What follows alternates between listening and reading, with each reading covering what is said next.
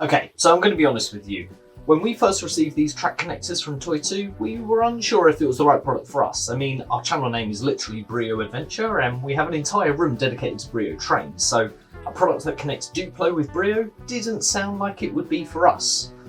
Now, one of our biggest concerns were that the track connector elements themselves wouldn't integrate well into the track layouts that we create, as the small little track length would throw off the main track math that makes BRIO the best wooden railway system out there. Having said that, we did notice that as well as the track connectors, they also make track supports, which we saw huge potential in, especially for us, as we could use them to make even taller layouts. So, having come down from our BRIO ivory tower and actually used the products for over a year now, we've come to the conclusion that they're a great product to have in our collection and can be well integrated into various track layouts. Regular viewers of the channel will know that we have featured these pieces in previous track layouts that work very well in elevating our train track, allowing us to create different and unique layouts that we would otherwise be unable to do with just BRIO alone. We will set up a playlist and link that at the end of the video next to the subscribe button so you can see for yourself. One of the best things we found with using these track connectors is that unlike BRIO supports, you can actually elevate switches off the ground. Now that's a big win for us, as it opens the door to tons of new track layout options that were just previously unavailable with BRIO. Something else you can do with them is to support track above other tracks. Now, BRIO do have their stacking supports, yes. However, a little while ago we found ourselves building a tall compact layout, and the only way we could support the elevated track was to use these track connectors. We also found that the regular mini straight tracks have a slight dip on the end of them, meaning that when you use them with the longer D-length straights, you can slowly ramp up without the need for ascending straights. Now, BRIO used to offer stackable risers that did a similar job to this. However, unless you have an older collection, the chances are you don't have any of these, and they're very difficult to find secondhand, so this is another useful option that these connectors offer. Expanding on this further are the new incline pieces, which can be fitted underneath each connector that incline the track further, allowing for steeper ramps so that you can build higher over shorter distance. You can even combine multiple incline pieces to create even steeper ramps. I wonder how many of these pieces it would take before a battery train would be unable to climb. We also found that you can construct bridges from the Duplo blocks and plates to span much longer distances with minimal supports. Furthermore, the spacing works out perfectly to accept the A1 short straights when you place a connector every 8 studs. This is an area we're keen to explore further in the future, as we think there is a lot of potential in building larger bridges that can span greater distances with this building technique. Let us know in the comments if you'd like to see a future video on this.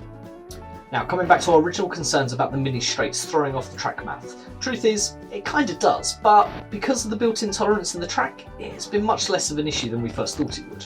Likewise, the fact that the male-male connector has a shorter piece of track compared to the mini straight, and the female-female connector has a much longer section compared to the other two, hasn't really played out as problems over a large layout for us thus far. The 4-way crossing connector is probably our least favourite piece, as we think the centrepiece needed to be a little larger to accommodate the full width of the wooden track. Now, this could very well be a BRIO track specific issue, as we haven't tested it with other tracks, and in spite of this, it still functions and trains pass over the crossing without incident more often than not. So I guess when you're creating elements like this, you need it to be compatible with multiple track systems. You can't expect it to be a perfect fit for all of them.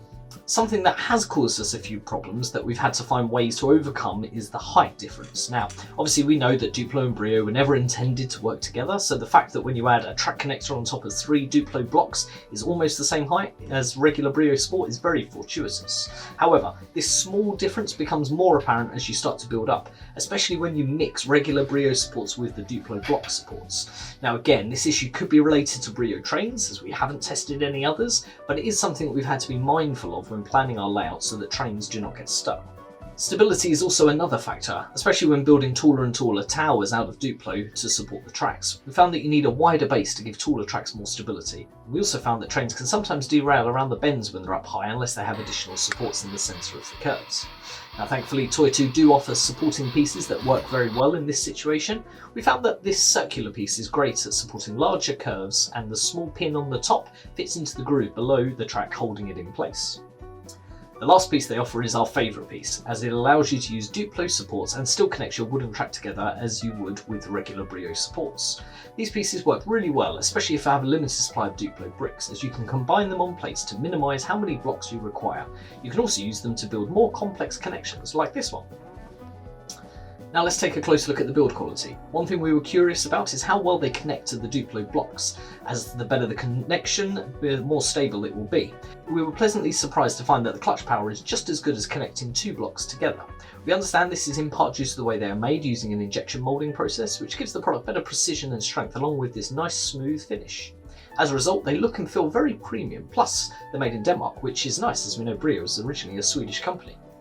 The track connectors themselves come in this black colour as standard, while the track supports come in a red colour. We have seen that some of the larger sets now feature additional colours. That's a nice fun addition we think, and matches the vast array of Duplo colours available. The gauge of the track on the connectors works really well with BRIO, and we understand is also compatible with HAPE and Big Jig's railway tracks as well. Likewise, they fit onto Duplo blocks, but equally will connect with other building blocks too, and you can find a full list of compatibility on their website. Toy2 offers several different boxes tailored to different age groups, each containing different connectors in various quantities, and with the holiday season just around the corner, these will make a great gift we think, and it's nice to see various options at different price points. You can buy them through their own website or via Amazon or selected other online outlets, and we'll include links in the description below. If you want to see them in action, take a look at this playlist of all the tracks we have made thus far using the Toy2 Track Connectors. We'll be sure to keep experimenting with them and adding more layouts to this as we go. But for now, we're off to find out exactly how steep we can build a track before a train can't climb it. See you in the next one.